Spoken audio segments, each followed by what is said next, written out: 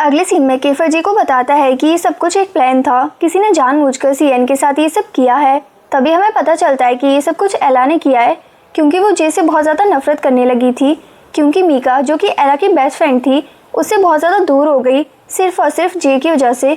जिसके बाद जे घर जाती है तो उसका कजिन उसको बताता है कि उसकी ग्रैंडमा आने वाली है, तो उसको अपनी स्टडीज़ पर अच्छे से ध्यान देना चाहिए ताकि वो उससे और नाराज़ ना हो। तो वो कहती है कि वो तो मुझे फेस भी करना नहीं चाहती होंगी, क्योंकि उनको मेरी वजह से ही हार्ट अटैक आया था। तो वो कहता है कि तुम पुरानी बातों को भूल जाओ, उनको दोहराने का कोई फ़ायदा नहीं है। अब तुम्हें इस बात का ख्याल रखना चाहिए कि ग्रैंडमा तुमसे किसी भी बात को लेकर नाराज़ ना हो। जिसके बाद अगले दिन वो स्कूल जाती है और सेक्शन बी में जाकर डेविड के मुंह पर 25,000 रुपीज़ मारती है और कहती है कि ये पकड़ो तुम्हारे पैसे। तो वो कहता है कि तुम ये पैसे क्यों दे रही हो, जिस पर बाकी सारे स्टूडेंट्स कहने लगते हैं कि शायद सीएन ने वो पैसे वापस कर दिए हैं। तो जे को समझ नहीं आता कि वो क्या बोले, तो वो कह देती है कि वो पैसे उसने नहीं बल्कि मैंने चोरी किए थे। तभी एरिस उसको कहता है कि तुम्हें ज़्यादा हीरो बनने की ज़रूरत नहीं है, तुम सारा ब्लेम अपने ऊपर क्यों ले रही हो। तो वो कहती है कि मैं सच भी ना बोलूं, वो पर्स मैंने ही उसको पकड़ाया था। जिसके बाद वो क्लास में वापस आती है तो सब लोग लैपटॉप में कुछ देख रहे होते हैं और उससे पूछने लगते हैं कि तुमने ऐसा क्या किया। तो वो कहती है कि मैंने क्या किया, जिस पर वो लोग उसको वीडियो दिखाते हैं जो कि वायरल हो चुकी थी। यानी अभी जो कुछ भी वो सेक्शन बी में बोलकर आई थी, किसी ने उसकी लाइव वीडियो बनाकर सोशल मीडिया पर पोस्ट कर दी थी और ये सब कुछ उसी लड़की ने किया था जिससे जे की लड़ाई हुई थी। जिसके बाद जे कहती है मुझे नहीं पता था कि ऐसा सब हो जाएगा। जिस पर सीएन कहता है कि तुमने ये सब क्यों किया, अब तुम बहुत बड़ी प्रॉब्लम में फंस जाओगी। तो वो कहती है कोई बात नहीं, मैंने ये सब तुम्हारे लिए किया, क्योंकि सब लोग तुम पर ब्लेम डाल रहे थे तो मुझे बिल्कुल भी अच्छा नहीं लग रहा था। जिसके बाद वो उसको हक कर लेता है और थैंक यू बोलता है, लेकिन जे को नहीं पता था कि अभी तो ये सब प्रॉब्लम शुरू हुई है। जिसके बाद वो घर जाती है तो उसको उसके कजिन से बहुत ज़्यादा डांट पड़ती है और दूसरी तरफ हम केफर को देखते हैं जो जे की वो सारी वीडियोस डिलीट करवा रहा था। तभी वो लड़का जो उसकी वीडियो डिलीट कर रहा था वो उसको कहता है कि अगर तुम ये बात जे को बता दो कि तुमने उसकी सारी वीडियो सोशल मीडिया से रिमूव करवाई हैं तो वो तुमसे काफ़ी इम्प्रेस होगी। लेकिन वो कुछ नहीं कहता और चुप हो जाता है। जिसके बाद हम जे को एक रेस्टोरेंट में देखते हैं तो वो वहाँ पर जाकर अपने लिए खाना ऑर्डर करती है, लेकिन तभी वहाँ पर लड़कियाँ उसको देखने लगती हैं और फिर वो रेस्टोरेंट के ओनर से कहती हैं कि इस लड़की को इस रेस्टोरेंट से बाहर निकालो, क्योंकि ये एक चोर है और इसकी वजह से हम सब अनकंफर्टेबल फील कर रहे हैं। तो वो जे के पास आता है और कहता है कि आप प्लीज़ यहाँ से चली जाएं। तभी वहाँ पर यूरी आ जाता है और एक दिन के लिए पूरा रेस्टोरेंट रेंट पर ले लेता है और उन लड़कियों को बाहर निकलवा देता है जो जे को रेस्टोरेंट से बाहर निकलवाने के लिए बोल रही थी। तो उस रेस्टोरेंट का मैनेजर उन सब लड़कियों को वहाँ से बाहर निकाल देता है। तभी जे यूरी को कहती है कि इन सब की कोई ज़रूरत नहीं थी वैसे। तो वो कहता है कि क्यों ज़रूरत नहीं थी, ज़रूरत थी तभी मैंने ये किया है। और मन में कहता है कि क्योंकि मैं बर्दाश्त नहीं कर सकता कि कोई भी तुम्हें कुछ भी कहे। जिसके बाद उन दोनों का खाना आ जाता है और वो दोनों खाना खाने लग जाते हैं और तभी वहाँ पर केफर भी आ जाता है और वो बाहर से ही उन दोनों को ऐसे हंसते हुए देखता है तो बहुत ज़्यादा सैड और जेलस हो जाता है।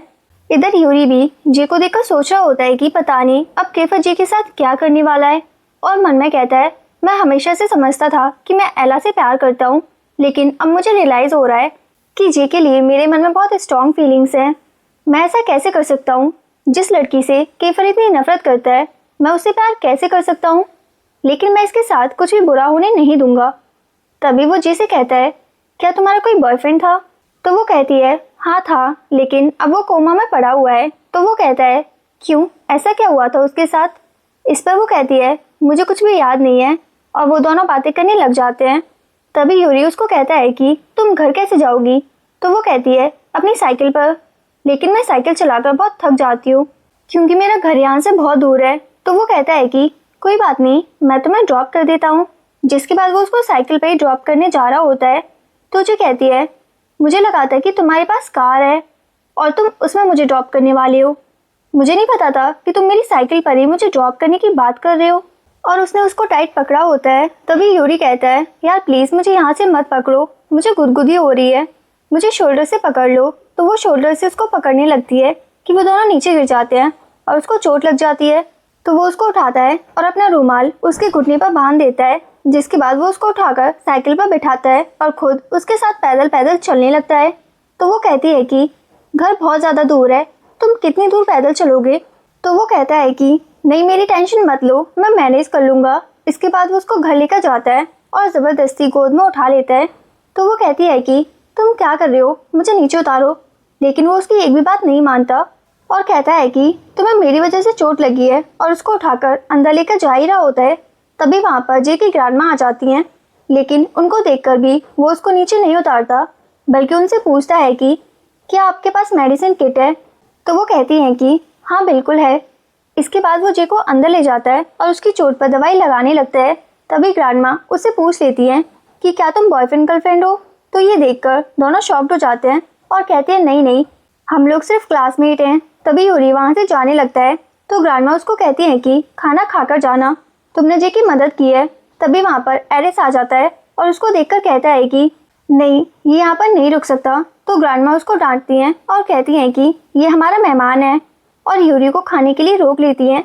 जिसके बाद हम जे की आंटी को देखते हैं, जो कि जे को डांट रही होती हैं और कहती हैं कि क्या तुम भूल गई तुमने अपने पहले बॉयफ्रेंड का क्या हशर किया था, फिर भी तुम किसी और के साथ फ्लर्ट कर रही हो। और कहती हैं कि तुम्हारा पहला बॉयफ्रेंड अब कोमा से बाहर आ चुका है और वो तुम्हें ढूंढ रहा था। तो ये सुनकर वो थोड़ी टेंशन में आ जाती है। जिसके बाद वो सब खाना खाने लगते हैं। तो ग्रैंडमा यूरी से उसके पेरेंट्स के बारे में पूछने लगती हैं। तो वो उनको बताता है कि मेरे पेरेंट्स यहाँ पर नहीं रहते। तभी जे का कजिन ग्रैंडमा को कहता है कि क्या इसके पेरेंट्स के साथ हमारे बिजनेस के बहुत अच्छे रिलेशंस हैं। तभी यूरी जे की प्लेट से वेजिटेबल्स लेने लगता है। तो ग्रैंडमा उन दोनों को चिढ़ाने लगती हैं और कहती हैं कि मुझे लगता है तुम दोनों के बीच में समथिंग चल रहा है। जो सुनकर वो दोनों चुप हो जाते हैं और कुछ भी नहीं कहते। तभी एरिस जे को आंखों से इशारा करता है कि इसको जल्दी से जल्दी यहाँ से भेजो। जिसके बाद वो यूरी को बाहर तक छोड़ने आती है और उसको कहती है कि आज जो तुमने मेरे लिए किया उसके लिए तुम्हारा बहुत बहुत थैंक यू, तुमने आज मेरी बहुत मदद की है। इसके बाद वो वहाँ से चला जाता है। अगले दिन जब वो स्कूल जाती है तो एक लड़का क्लास के बाहर खड़ा होता है और उसको क्लास में जाने नहीं देता। तभी वो उस लड़के को कहती है कि अगर तुमने मुझे अंदर जाने नहीं दिया तो मैं तुम्हारे मुंह पर ऐसा जोरदार पंच मारूंगी कि तुम अपनी शक्ल पहचान नहीं पाओगे। और उसको चकमा देकर अंदर भाग जाती है, जहाँ वो देखती है कि उस लड़की के बॉयफ्रेंड को सारे सेक्शन ई के बॉयज पकड़कर मार रहे थे, जिसने सीएन पर चोरी का झूठा इल्जाम लगाया था। तो जे उनको कहती है कि प्लीज तुम लोग इसे मत मारो, तुम्हें क्या लगता है इसको मारने से तुम लोगों का प्रॉब्लम सॉल्व हो जाएगा। लेकिन कोई भी उसकी बात नहीं सुनता। तभी केफर कहता है कि अब मेरी बारी है इसको मारने की, और वो उसको मारने वाला होता है। लेकिन तभी वो लड़की कहती है इसको मत मारो, मैं बताती हूँ ये सब कुछ हमने किसके कहने पर किया था, लेकिन मैंने उसको प्रॉमिस किया था, इस वजह से मैं उसका नाम नहीं बता सकती। और ये सब कुछ राखी रिकॉर्ड कर लेती है। जिसके बाद वो सब बहुत ज़्यादा खुश होते हैं, क्योंकि अब सीएन और जे पर लगा इल्ज़ाम गलत साबित होने वाला था। जिसके बाद वो अपने उस हैकर दोस्त की मदद से वो वीडियो उस लड़की के अकाउंट पर पोस्ट करवा देते हैं, जिसने पहले जे की वीडियो बनाकर अपलोड की थी। जिसके बाद केफर जे को कहता है कि मैंने तुम्हारी इतनी हेल्प की, फिर भी तुमने मुझे अभी तक थैंक यू नहीं बोला और ना ही तुमने मुझे कुछ पे किया। तो वो कहती है कि मेरे पास अभी पैसे नहीं है। तो वो उसको तंग करने के लिए ऊपर से नीचे तक देखता है और कहता है कि वैसे तुम मुझे किसी और चीज़ के साथ भी पे कर सकती हो। तो जे उसको कहती है क्या तुम पागल हो, कैसी बातें कर रहे हो। तो वो हंसने लग जाता है और कहता है कि अरे मैं मजाक कर रहा हूँ, तुम तो सीरियस ही हो गई। और कहता है कि क्या तुम मेरे लिए लंच लेकर आ सकती हो।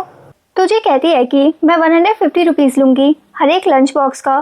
तो वो कहता है कि नहीं, मैं सिर्फ 50 रुपीज़ दूंगा। जिसके बाद वो उसका लंच लेकर वहाँ से चला जाता है।